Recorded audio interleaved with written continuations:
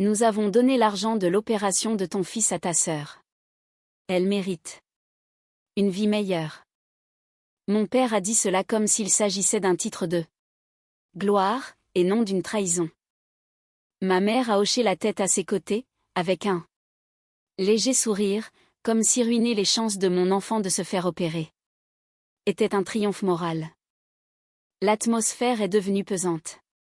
Même le ronronnement du ventilateur de plafond semblait trop bruyant. Je n'ai pas pleuré. Je n'ai pas crié. J'ai simplement regardé mon fiancé, Thomas, assis en face de moi. Sous la table, sa main serrait déjà la mienne, ferme et protectrice. Ma sœur, Léa, a esquissé un sourire narquois et a dit doucement, « Tu comprendras un jour ?» Chloé.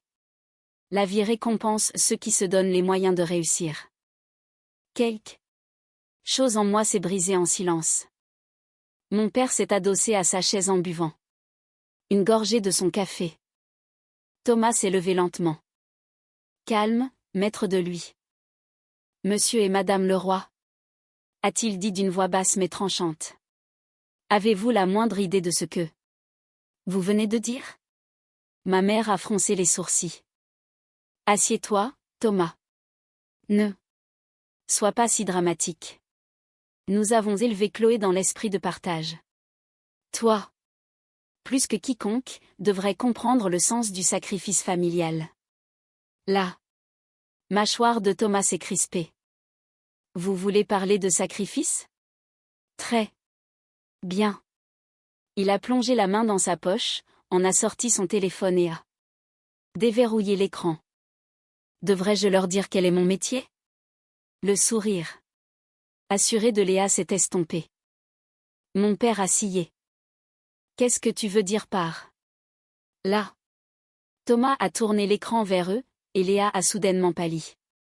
Parce que, si je le fais, a-t-il dit doucement, toute cette conversation va prendre une autre tournure. Le calme de Thomas était terrifiant. Il n'a pas haussé le ton. Il n'a pas même scié. Il a simplement fixé mes parents, ces deux personnes qui venaient de voler l'avenir de mon enfant, comme s'il les voyait enfin sous leur vrai jour. Mon père a croisé les bras. Ne commence pas à nous menacer, mon garçon. Nous avons fait ce que nous devions faire. Le ton de Thomas est resté mesuré. Non, vous avez fait ce que vous vouliez faire. Il a tourné l'appareil, révélant l'entête d'un email à l'écran, audit financier de la famille. Le roi. Accès confidentiel accordé.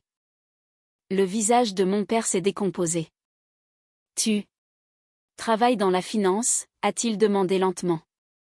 Thomas a esquissé un sourire sans chaleur. Presque. Je suis auditeur financier.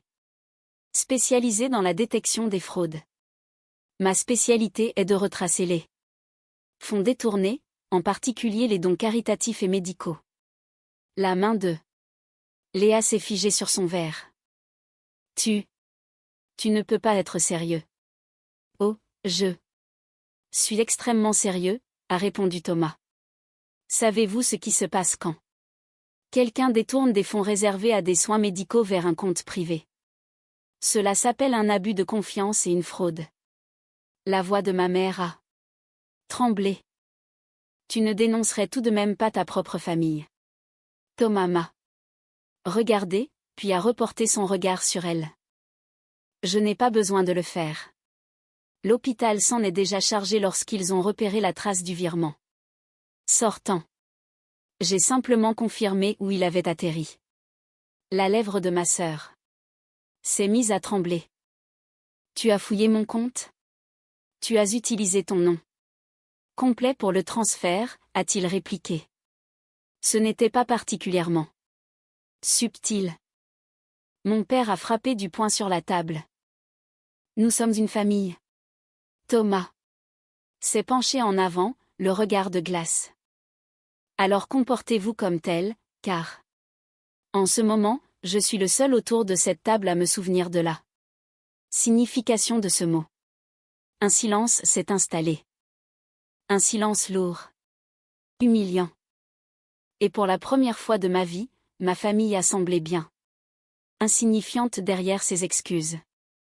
La voix de mon père a fini par briser ce silence. Tu ne peux pas débarquer ici. Et lancer des accusations ainsi, Thomas. Tu ne fais pas encore partie de cette famille. Thomas a incliné la tête, impassible. Alors c'est peut-être une bonne chose. Ma mère lui a lancé un regard noir. Nous avons fait ce qui était juste pour nos 2 enfants. Léa avait besoin d'un coup de pouce pour démarrer dans la vie. Ma poitrine s'est serrée. Et mon fils avait besoin d'une valve cardiaque. Ces mots sont tombés comme du verre brisé entre nous. Personne n'a bougé. Léa a marmonné, tu es trop dramatique. Les hôpitaux exagèrent toujours. Les enfants s'en remettent. La voix de Thomas a coupé la sienne comme une lame. Il a 5 ans, Léa. As-tu la moindre idée de ce que signifie la guérison pour lui?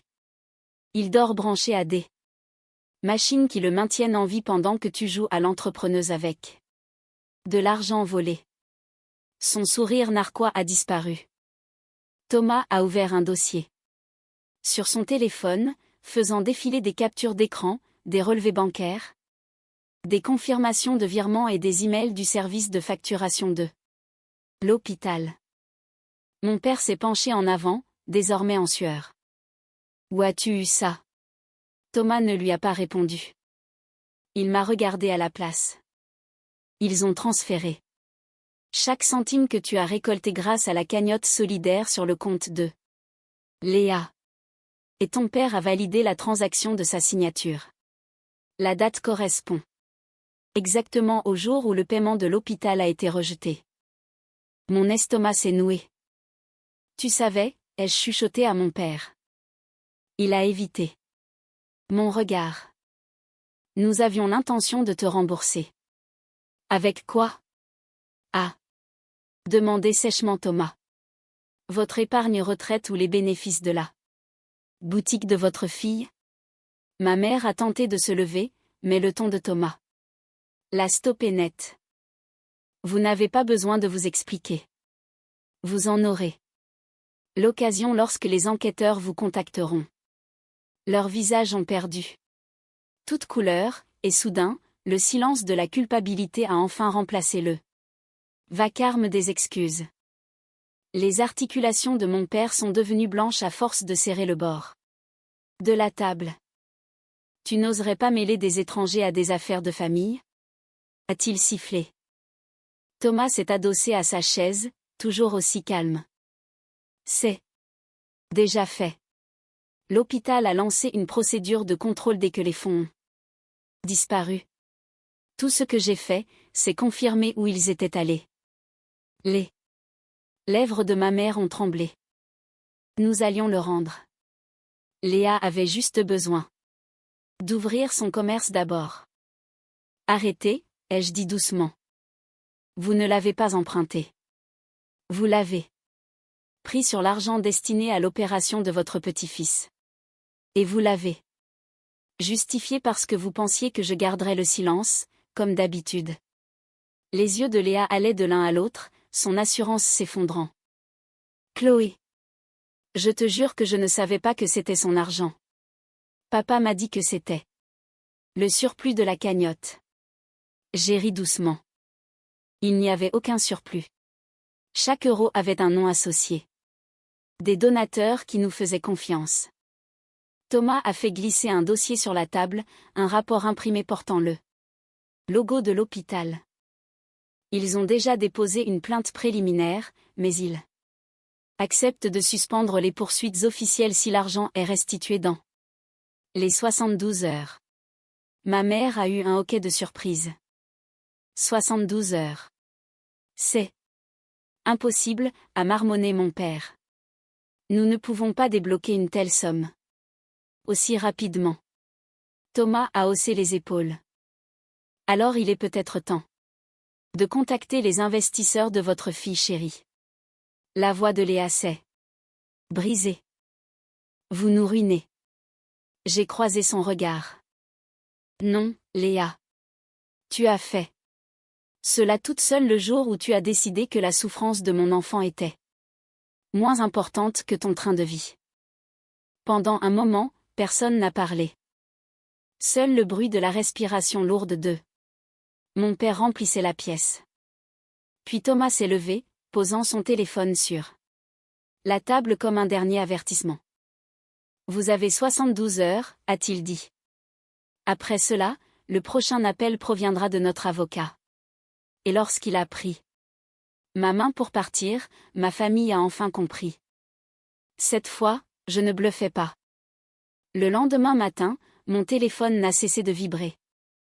Des appels manqués, des messages vocaux, la voix de ma mère dans l'un d'eux, Chloé. S'il te plaît, ne fais pas ça. Nous allons arranger les choses. Nous avons juste besoin d'un peu plus de temps. Celle de mon père dans un autre, tu ne réfléchis pas rationnellement. Tu vas détruire ta propre famille. Pourtant, je réfléchissais de manière lucide pour la première fois de ma vie. J'ai fixé le rappel sur le calendrier que Thomas avait programmé, la date limite des 72 heures expire vendredi à 9 heures. La journée s'est écoulée lentement. Thomas travaillait calmement à mes côtés. Ordinateur ouvert, vérifiant les relevés de transfert. Il ne parlait que lorsque c'était nécessaire, se contentant de poser une main réconfortante sur mon épaule. Chaque fois que ma détermination commençait à faiblir. Le deuxième jour, Léa m'a appelé depuis un numéro masqué. Chloé, s'il te plaît. Le lancement de la boutique est annulé. Je n'arrive pas à trouver d'investisseurs. Papa panique. Complètement. Maman n'arrête pas de pleurer. Je n'ai rien dit. Elle a laissé échapper un soupir tremblant. Tu as changé. Tu es devenue si froide. J'ai esquissé un léger sourire. Non, Léa. J'ai simplement appris à m'aligner sur ta propre température. Un silence s'est installé. Puis elle a murmuré, je n'aurais jamais cru que tu irais vraiment jusqu'au bout. Tu n'aurais jamais cru que j'en serais capable, ai-je répondu. Le dernier soir, ma mère s'est présentée à ma porte, le maquillage coulant, les mains tremblantes. Elle n'a rien dit d'abord. Elle m'a simplement tendu un chèque. Nous avons vendu la maison de campagne. C'est tout ce qu'il nous restait. J'ai regardé le montant, 45 000 euros, la somme exacte qu'il avait dérobée. J'espère que ta sœur en tirera une leçon, a-t-elle dit à voix basse. Elle n'en tirera rien, ai-je répondu. Mais moi, oui. Lorsque Thomas a transmis la confirmation du remboursement à l'hôpital le lendemain matin, le service juridique a renvoyé un message simple, dossier classé, fonds restitués.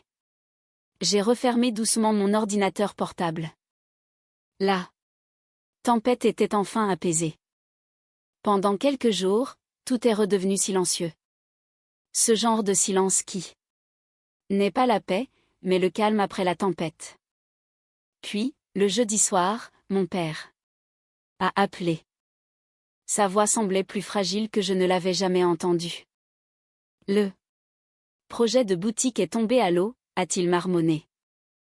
Les investisseurs de Léa se sont retirés après avoir entendu des rumeurs concernant les fonds de l'hôpital. Thomas a levé les yeux de son ordinateur portable, articulant en silence, bien fait pour eux. Je n'ai rien dit, et mon père a poursuivi. Ta mère a changé. Elle ne sort plus de la maison. Léa parle à peine. Es-tu heureuse maintenant, Chloé? L'ancienne Chloé aurait éprouvé de la culpabilité. Mais à présent, je ne ressentais que le poids de la vérité. Je ne vous ai pas détruit, ai-je dit doucement. Vous vous êtes détruit vous-même. Dès l'instant où vous avez choisi son rêve plutôt que les battements de cœur de votre petit-fils. Il a expiré d'une voix tremblante. Tu parles exactement. Comme Thomas. C'est peut-être un compliment, ai-je répondu avant de raccrocher. Le lendemain matin, Thomas m'a remis une enveloppe marron. À l'intérieur se trouvaient les copies imprimées de chaque transaction, de chaque virement, de chaque mensonge, scellé par le tampon de vérification de son cabinet d'audit. C'est pour tes archives, a-t-il dit. Ce n'est pas pour te venger, c'est simplement pour te protéger. Tu as gagné le droit de ne plus jamais être manipulé. Je l'ai regardé, l'émotion me submergeant. Tu as fait tout cela. Pour moi. Il a esquissé un léger sourire. Pour toi, et pour ce petit garçon. Là-haut qui mérite des parents capables de dormir sur leurs deux oreilles. Ce soir-là, alors que je bordais mon fils dans son lit, sa petite main s'est enroulée autour de la mienne. Pour la première fois, je ne me sentais pas impuissante. Je me sentais ancrée. Ils avaient passé leur vie à m'enseigner que le silence était une force. Mais Thomas m'a appris quelque chose de bien meilleur. Le silence n'est pas le pouvoir. C'est la vérité qu'il est, et désormais, cette vérité m'appartenait entièrement. 2 semaines plus tard, ma mère m'a envoyé un SMS, dîner de famille. Dimanche. Juste nous. Pas de tension cette fois, je te le promets. Thomas a haussé un sourcil quand je le lui ai montré. Tu penses que c'est un piège? Très certainement, ai-je répondu. Mais j'irai. Il a souri. Alors je t'accompagne. À notre arrivée, l'ambiance était anormalement calme. La table était dressée avec soin, des bougies étaient allumées, et l'odeur du poulet rôti embaumait l'air. C'était leur technique classique de distraction. Faire planer une illusion d'amour pour faire oublier la blessure sous-jacente. Léa nous a accueillis la première, un sourire forcé aux lèvres. Tu as bonne mine, a-t-elle dit. Toi aussi, ai-je répondu, en balayant du regard les murs vides du salon. Où sont passées les affiches de ton projet de boutique? Son sourire a vacillé. Je les ai enlevées, je change d'identité visuelle. Mon père s'est raclé la gorge. Nous voulions discuter de la suite de notre relation. Thomas s'est adossé à son siège, son bras frôlant le mien. Avant de parler d'avenir, sachez que le dossier financier de Chloé est de nouveau vierge de tout problème. Mais si l'un de vous tente encore de toucher à son nom ou à ses comptes, je veillerai à ce que le prochain audit ne reste pas confidentiel. Le silence s'est installé instantanément. Ma mère a cherché à prendre ma main. Chloé, je sais que nous t'avons fait du mal. Je sais que nous ne méritons pas ton pardon, mais nous essayons de changer. J'ai observé son visage. Elle paraissait plus âgée, fatiguée, vidée. Pour la première fois, elle ne s'exprimait pas avec un sentiment de supériorité. Elle parlait depuis une posture de perte. Je vous crois, ai-je dit doucement. Mais le pardon n'est pas un retour à zéro. C'est une limite claire. Mon père a hoché la tête lentement. Tu ressembles tellement à ton grand-père. Cela m'a fait marquer un temps d'arrêt. Mon grand-père. Il a baissé les yeux. Avant de s'éteindre, il m'a dit quelque chose que je n'avais jamais compris. Jusqu'à aujourd'hui. J'ai attendu. Il a croisé mon regard, la voix brisée par l'émotion. Il a dit, un jour, ce sera elle qui sauvera cette famille d'elle-même. La pièce est retombée dans le silence après ces mots de mon père.